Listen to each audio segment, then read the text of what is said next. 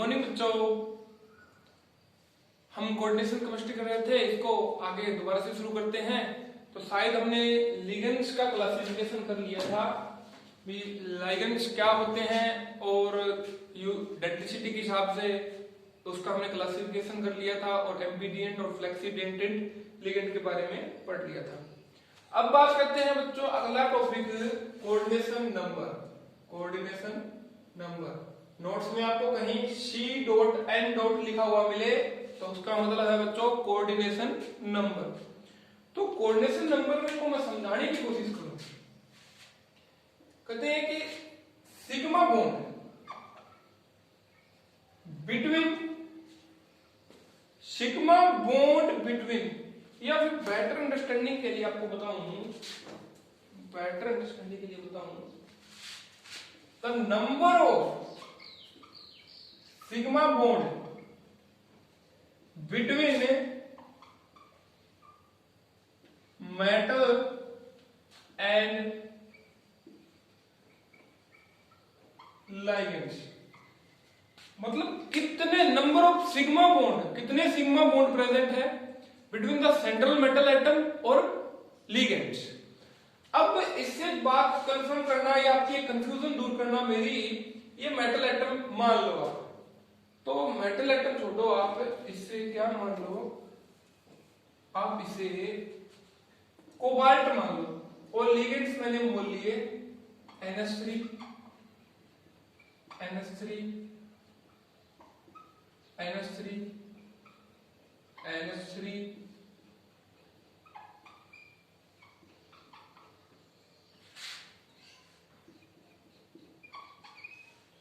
ठीक है। तो बच्चों इसमें कितने number of sigma bond attached with, how many sigma bond are formed between ligands and metal directly is 1 2 3 4 5 6। तो बच्चों इसका कोऑर्डिनेशन नंबर कितना हो गया 6। तो इस तरीके से बच्चे, कुछ बच्चे होते हैं अपने मन में कोई डेफिनेशन बना लेते हैं इसकी कि जितने नंबर ऑफ लिगेंड्स लगे होते हैं उतना ही कोऑर्डिनेशन नंबर होता है। तो यहां पर ये बात स्टिक बैठ रही है, सही बैठ रही है कि number of ligands are equal to number of coordinate bond which is known as coordination number. भाई मैंने डेफिनेशन क्या बोले, इसमें फोकस करो बच्चों। Number of sigma bond between the metal and ligands, मतलब कितने सिग्मा बॉन्ड बनते हैं मेटल के बीच में और लिगेंड्स के बीच में। मतलब यहां पर एक लिगेंड एक बॉन्ड बना रहा है, 6 लिगेंड्स है तो 6 बॉन्ड बनेंगे, तो कोऑर्डिनेशन नंबर 6 हो गया। परंतु अब ये देखो, आप बताता हूं, मैं एक एग्जांपल लो लेता हूं, कोबाल्ट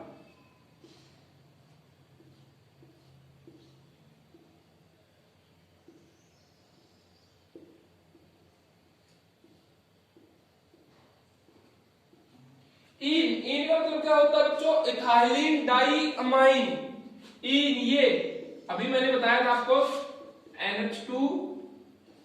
NH2 यहां पर ये फिक्स अप लगाया है मेरा, यहां पर NH2 अब इसमें बताओ मेरे को आप कितना कोऑर्डिनेशन नंबर होगा। जो बच्चे अपने दिमाग में डेफिनेशन लगाते हैं कि जितने नंबर ऑफ लिगेंड्स होंगे उतना ही कोऑर्डिनेशन नंबर होगा। तो बच्चों लिगेंड्स कितने हैं यहाँ पर, 1 2 3, तो उसके हिसाब से कोऑर्डिनेशन नंबर 3 आना चाहिए। परंतु मैंने जो डेफिनेशन बताई थी, मैंने क्या बोला था, मैंने बोला था नंबर ऑफ कोऑर्डिनेट बॉन्ड या number of sigma bond between metal and ligands. तो नंबर ऑफ बॉन्ड काउंट करो बच्चों, 1 2 3 4 5 6, तो कोऑर्डिनेशन नंबर इसका क्या हो गया 6 हो गया। ठीक है।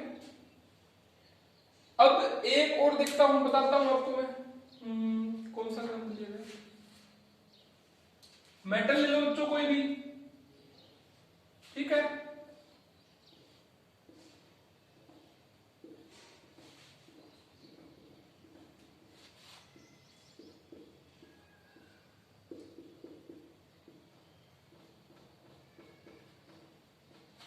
अब यहां पर देखो तो नंबर ऑफ लिगेंड्स कितने हैं? 1 2 3 4। इसको हिसाब से तो कोऑर्डिनेशन या कोऑर्डिनेशन नंबर 4 होना चाहिए, परंतु मैंने बताया था, क्या बताया था? Number of coordinate bond is equal to coordination number. तो यहां पर 1 2 3 4 5 6 OX। OX का मतलब होता है बच्चों ऑक्सलेटो। जिस ऑक्सलेटो मतलब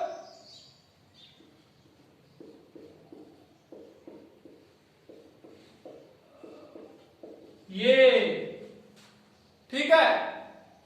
तो इसमें कोऑर्डिनेशन नंबर कितना हो गया बच्चों? 6। ठीक है, कोऑर्डिनेशन नंबर का फंडा समझ में आया कि नहीं आया आपको? तो अब आगे देखते हैं हम।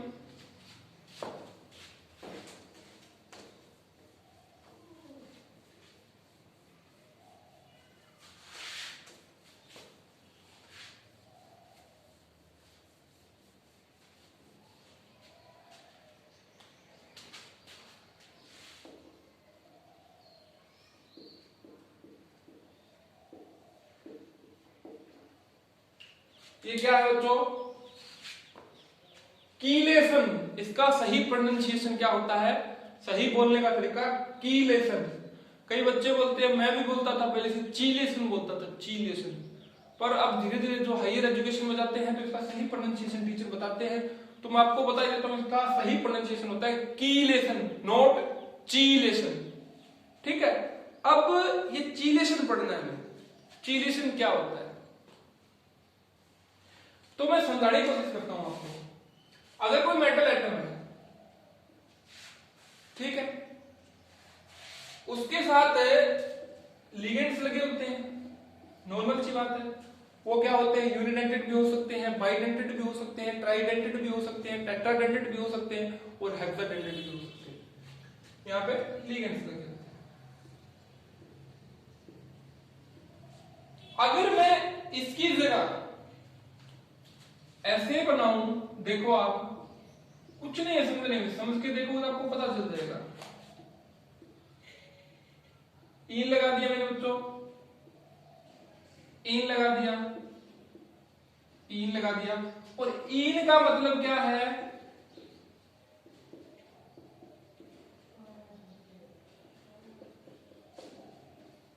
NH2 NH2। ठीक है, मतलब ये जो मैंने बनाया है यहां पर CO है और यहां से N इसको डोनेट कर रहा है, मतलब इस पोर्शन का मतलब ये है। ठीक है, कंफ्यूजन नहीं होनी चाहिए। तो अब इस कंपाउंड में, इस कॉम्प्लेक्स में ये जो बाइडेंटेड लिगेंड है वो मेटल के साथ बच्चों रिंग फॉर्मेशन कर रहा है कि नहीं कर रहा? ये देख लो, रिंग बन गई 1 2 3 4 5, 1 2 3 4 5, ये रही 1 2 3 4 5, क्लोज रिंग बन गई कि नहीं बन गई? तो इसी रिंग फॉर्मेशन की प्रोसेस को क्या बोलते हैं बच्चों? कीलेशन। एंड इस रिंग फॉर्मेशन के लिए जो लिगेंड यूज किया जाता है, जो लाइगेंड यूज किया जाता है, उसे बोलते हैं चिलेटिंग एजेंट या कीलेटिंग एजेंट। क्यों? उसने सहायता की किस चीज में? रिंग फॉर्मेशन में। भाई अगर ये लिगेंड ना होता, यहां पर, तो इस तरह रिंग फॉर्मेशन थोड़ी ना होती। तो जो लिगेंड हेल्प करता है या जो पार्टिसिपेट करता है in chelation is known, sorry chelation नहीं, वही ना, गलती मैंने भी कर दी, chelation is known as chelating agent. समझ रहे हो आप? एक इंटरेस्टिंग फैक्ट भी है इसके बारे में।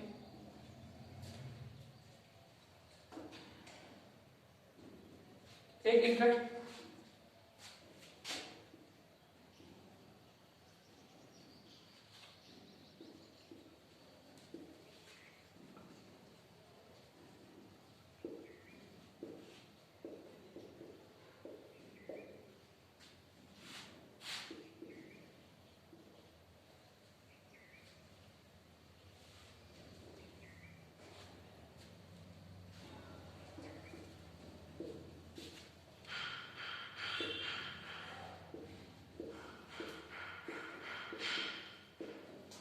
इंटरेस्टिंग फैक्ट बच्चों ये है कि chelates are generally more stable than non chelate complex.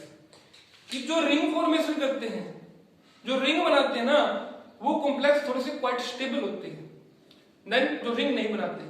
तो इसको समझने के लिए जो एक सीधा फंडा लगाते हैं, अगर देखो आप बताओ, अगर मैं इसको यहां से तोड़ दूं तो ये लिगेंड हट जाएगा ना, यहां से टूट के अलग हो जाएगा ना, अलग हो जाएगा ना।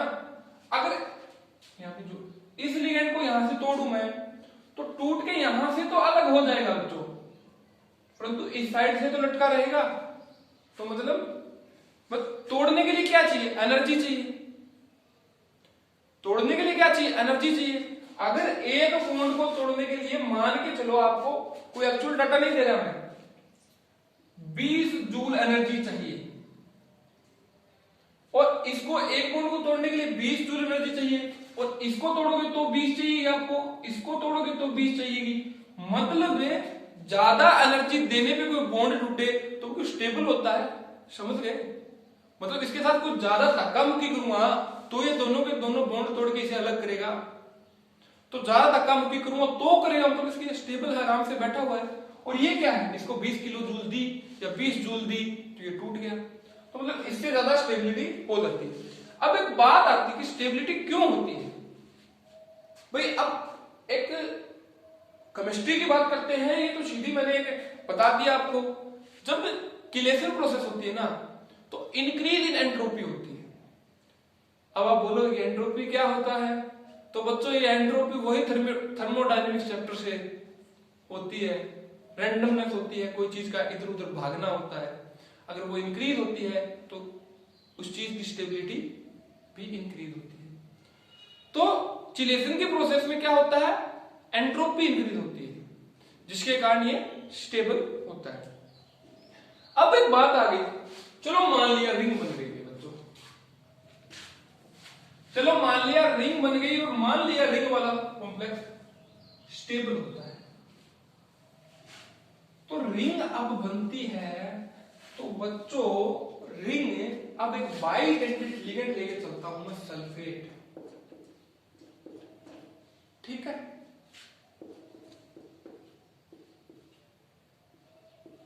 ठीक है, ये मेटल एटम हो गया मेरा, समझ गया?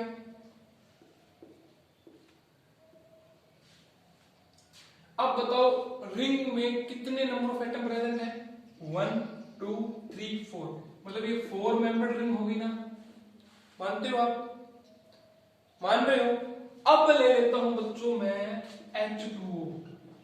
भाई ये बनता नहीं है बॉन्ड, बनाने की कोशिश कर रही है, सॉरी, हाँ ओके, ठीक है, 4 मेंबर रिंग बन गई। अब इन की बात की बच्चों में, क्या हुआ? NH2 और यहां से मेटल एटम के साथ ही अटैच होता है, तो ये 5 मेंबर रिंग हो गई कि नहीं हो गई? और इसी प्रकार अगर कोई 3 मेंबर रिंग बन जाए या फिर 6 मेंबर रिंग बन जाए, ठीक है, इस 3 को बच्चों में आगे ले सकता हूं, ठीक है।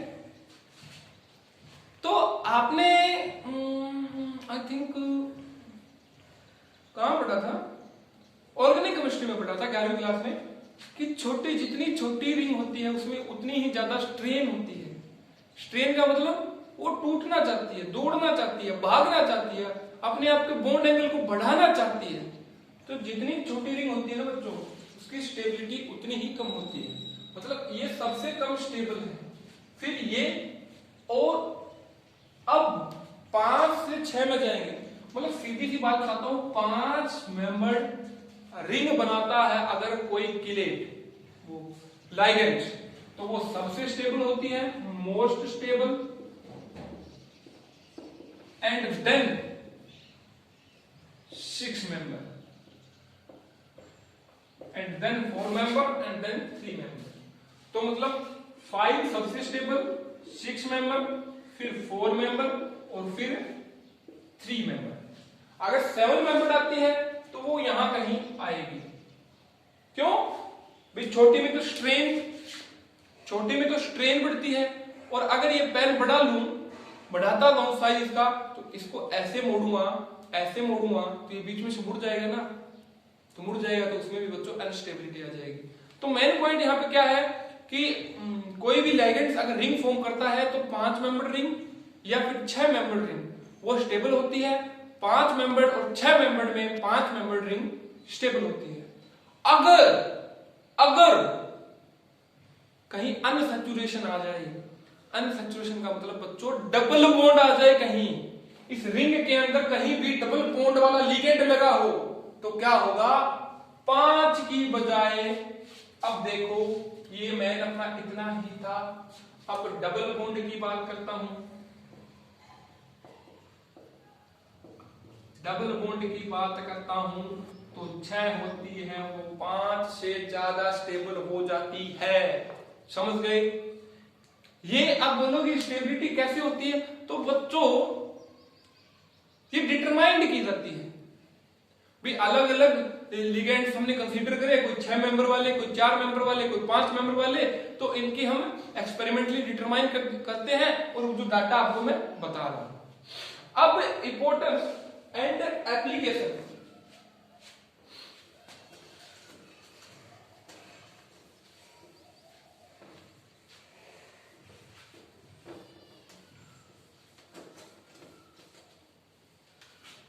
Important and application of chelation, chelation की इंपॉर्टेंस एंड एप्लीकेशन। तो वही अगर रिंग फॉर्म करेगा तो बच्चों कोई भी आयन पड़ा है उसे हम वहां से उठा सकते हैं, रिंग फॉर्म करेगा तो softening of water and it is used for removing poisonous metal from our body, and it is used to separation of lanthanoid and actinoid। तो अब आपकी नेमिंग रही है, देखता हूं टाइम कितना हुआ है बच्चों एक बार।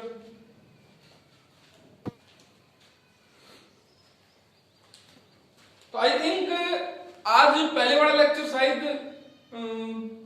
25-26 मिनट का बन गया, और ये 17-18 मिनट का बन गया।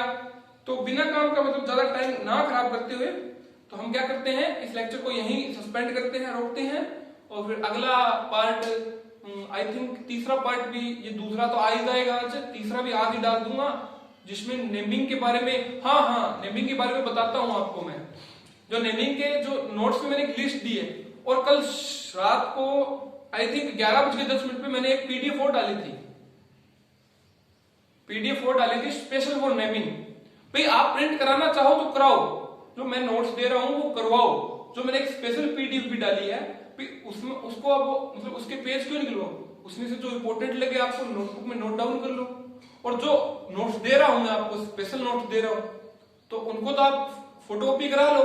जो मैंने कल रात एक नेमिंग के लिए, केवल नेमिंग के लिए 6-7 पेज की पीडीएफ बनाई है मैंने, एक उसको पढ़ लेना, उसको फोटोकॉपी कराने की जरूरत नहीं है, उसको पढ़ लेना कि उसमें सभी तरीके के दिए हुए हैं। मैं एक बात बताऊं कि मैं तो सब कुछ लिख नहीं सकता, अगर लिखने बैठूंगा, हर एक चीज लिखने बैठूंगा, तो ये 30 पेज, बस 30 1 साइड 2 साइड 60 पेज हो जाएंगे, तो आप बोलोगे कि ये तो बहुत ज्यादा पेज है। परंतु एक बात बता दूं आपको मैं, जो पेजेस होते हैं बच्चों को कितने खुले खुले लिखे होते हैं। और दूसरी बात करूं मैं, अब अपना कोई भी बुक उठा के देखते हैं, उसमें बिल्कुल लाइन टू लाइन मतलब कितना ज्यादा कंटेंट एक पेज में आता है, उतना तो हमारे 3 पेज में भी नहीं आता होगा। तो जितनी हो सके उतनी कम चीजें लिख रहा हूं मैं, और मतलब एरिया नहीं बढ़ा रहा हूं मैं, ठीक है। तो आप अपने नोट से, और आज मैंने कल रात को जो मैंने एक कोऑर्डिनेशन केमिस्ट्री के लिए नेमिंग के लिए भेजा, उसे पढ़ लेना, और जो नोट्स में नेमिंग के लिए दिया हुआ है उसको, मतलब वाटर को एक्वा बोलते हैं, NH3 को अमीन बोलते हैं, CO को कार्बोनिल बोलते हैं, तो ये चीज पढ़ के रखना ताकि नेमिंग आपको अच्छे से समझ में आ जाए। Thank you. चैनल को लाइक करें, सब्सक्राइब करें।